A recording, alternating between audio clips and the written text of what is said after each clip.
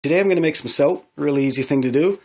Essentially what I'm going to do here is mix these 3 oils in the pot and heat them up to a temperature of about 115 degrees Fahrenheit. And then I'm going to add the lye crystals, which are sodium hydroxide, to the water. And that mixture, when you mix them together, will go to about 200 degrees. And then we'll let it cool down until it's about the same as the oils. And then we'll mix them together. Now when you mix these together, the oils are fatty acids and the lye is a base, and causes a chemical reaction called saponification, which literally means turning into soap, and the end result is soap and glycerin. And then when that is complete, we put it into a mold, let it dry, and then cut it into bars of soap. Other things we need for making soap, we've got the scale. I usually measure in grams rather than ounces. I usually pour my lye in that. We've got a couple thermometers. Got this, what I'm using as a mold these days, and I usually line it with the Vaseline. I'd like to make a nice wooden one with square edges, but I just haven't got to it. We've got some measuring things for the lye, some spoons, old hand mixer.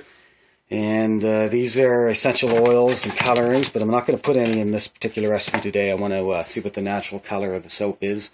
And then safety glasses and stuff. I like to be safe when I'm mixing the lye and the water. And that's all you really need. Now the recipe I'm making today is one I've made before. It's 40% olive oil, and I just use the cheap olive oil, 30% palm oil, and 30% coconut oil. And I like it because each oil gives the soap a different property, and the coconut oil adds lather, and I'm in this for shaving my head. I'm making head shaving soap, so I'm in it for the lather. And I'm going to make 2 pounds of soap. Alright, so I've got my oils weighed out here, and the way I got the weights that I'm using, I went to a website called soapcalc.net, and they have a soap calculator there, and I told it I wanted to make 2 pounds of soap using the percentages 40 olive, 30 palm, and 30 coconut. And it told me how much of each oil to use. I've got it written down here, as well as how much lye and water to use to react with it. And this is where you want to be accurate when you're weighing things out. You don't want to run into a situation where, say, you don't have enough oil to react with all the lye, and then you have lye left over in your soap, which for obvious reasons is not cool. One thing I do, I use grams on my scale instead of ounces, and most soapers use a process called superfatting, which means we put extra oils in so we can be assured that all the lye is gone. And the SoapCalc website takes care of that. You can say you want a superfat, and the average usually is about 5%, and the numbers you will get will be 5% over, so you know that all the lye will be gone, and as a benefit you'll have a little leftover oils in your soap. But again, accuracy is very important here. Just about to add this lye to the water, and you want to remember always add the lye to the water, not the other way around, and always have good ventilation. I like to use gloves and mask. So here I go. So this should go up to about 200 degrees pretty well right away.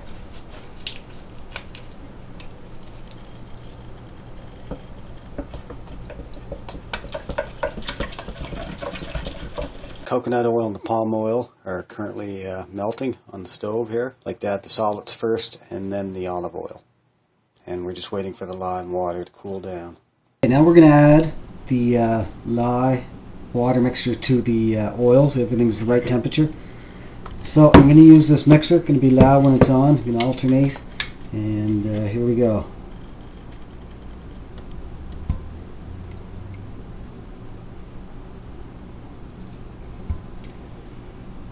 Now the point we're trying to get, they call it trace. It's when I can pick up this mixing stick and it dripples back down and it looks like pudding. It really leaves a trace on the top.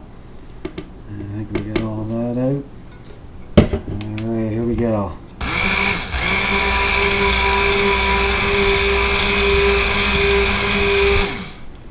Doesn't leave a trace there. You can see when I lift it up, it just sort of goes right back in, so not there yet. No more than about 10 seconds max when you have the mixer going like that, and then stop and give her a stir. Check your trace, still not there. This is what I'm looking for.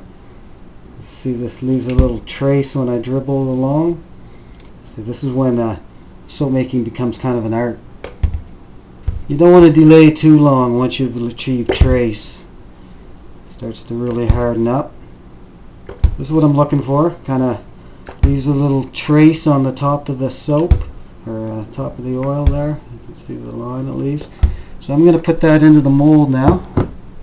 Now it's time to get it into the mold here. And basically we're just going to pour that in, scoop it all out.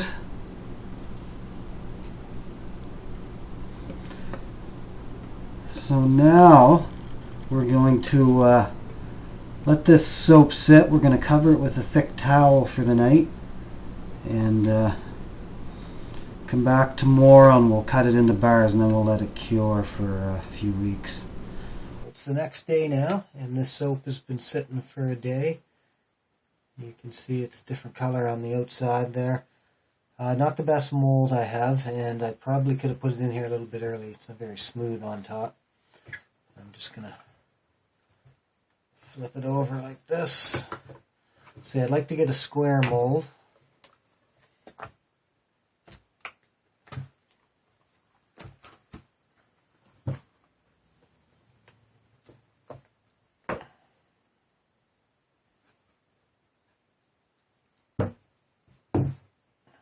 As you can see, I've taken the soap out of the mold and cut it up. I get a dozen pieces. The palm oil really gave it the color, and this will lighten up as the soap cures, and I'm going to let it sit for probably 2 weeks or so until the saponification process is complete, and then we'll lather up and try it out. So there you go, making soap. Fairly simple process.